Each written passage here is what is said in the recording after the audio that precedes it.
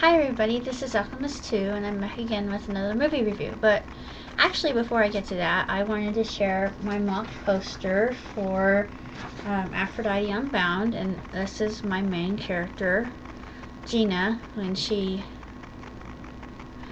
comes out of her transformation from Greece, and basically that is what becomes of her. It's actually a very drastic transformation that occurs, but anyway, I just saw a film on Turner Classic Movies, and it's called A Funny Thing Happened on the Way to the Forum, and it's a farcical musical that were, excuse me, bad English. They were inspired by the playwright Plautus, I believe that's pronounced, and it says that on Wikipedia, because I didn't know this, I had to look it up. He existed from 251 to 183 before Christ. And this is the body story of a slave named Pseudolus, who attempts to win his freedom by helping his young master, Hero, woo the girl next door named Philia. And apparently this occurs during the time of Nero.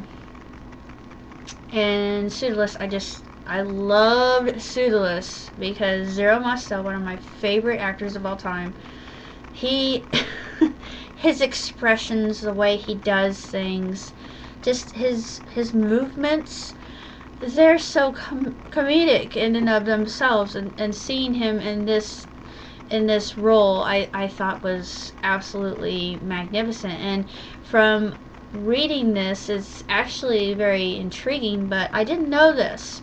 Buster Keaton, this was the final film that he was in, and he played the role of Erroneous, appropriately so. And all of the characters' names reflect their personalities, and I especially like the girl who played Philia. I just thought that she was beatific in every shape, way, and form. And her song, Lovely, actually it was a duet between she and Hero, but I love it.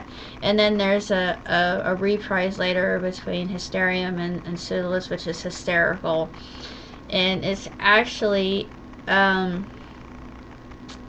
very very funny film, and it's very interesting in and of itself, reflecting the time and period that it was made. And by a lot of standards, it could have been considered maybe a little bit risque, and especially with the scene where Pseudolus goes in and he is looking for Hero's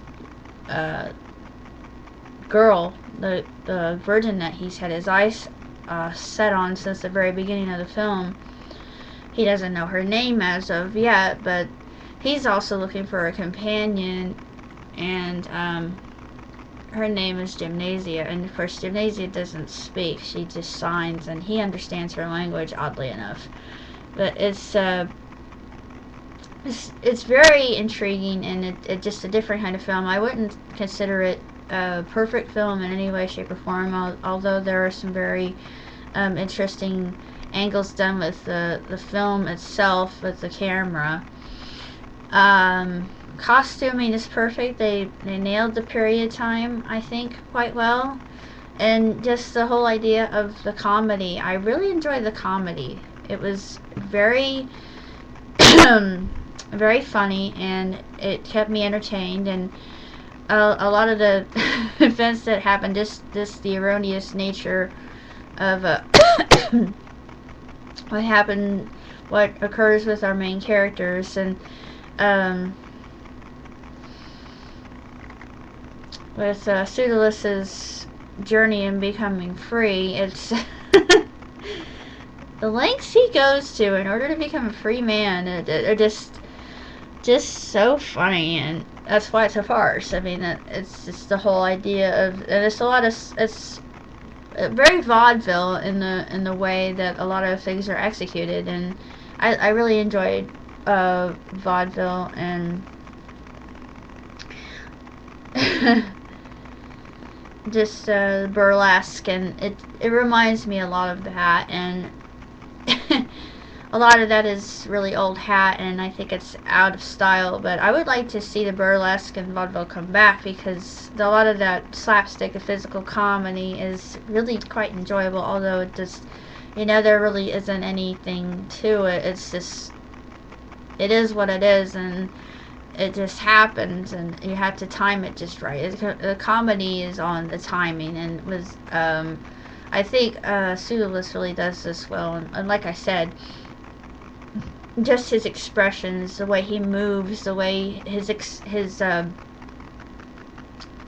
inflection in his voice, everything he does.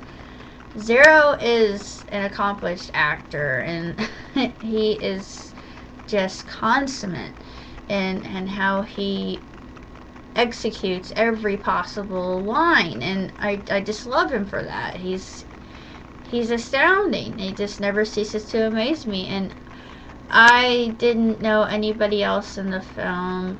Well, Michael Crawford, I did know him. Buster Keaton, of course. Nero, I could kind of know. I sort of know who that is. But I also read something else here that was very sad. I didn't realize this, but having looked at Erroneous in this film, I could see that he was not, Buster Keaton, he was not feeling well at all. He was very, very sick. And in fact, according to the Wikipedia page I'm reading right now, he was terminally ill with cancer. I wonder what kind of cancer he had when they were filming that. That's terrible.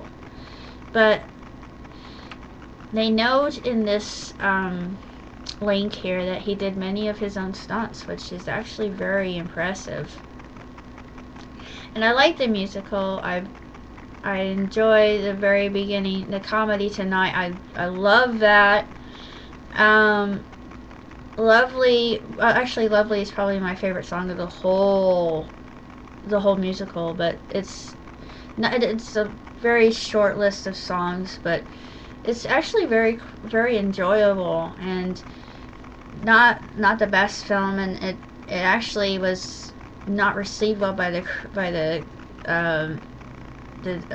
producers and the critics who made it. But it did well in the theaters when it first came out. But other than that, I would have to say that it's a 3.5 star film. It's pretty good, actually, and it's very enjoyable. And if you enjoy that time of history, the Roman era, and just the glory that goes into that, and the superstition of those people, and how plague was rampant in that time, they really make a running gag out of that, which I thought was really hysterical.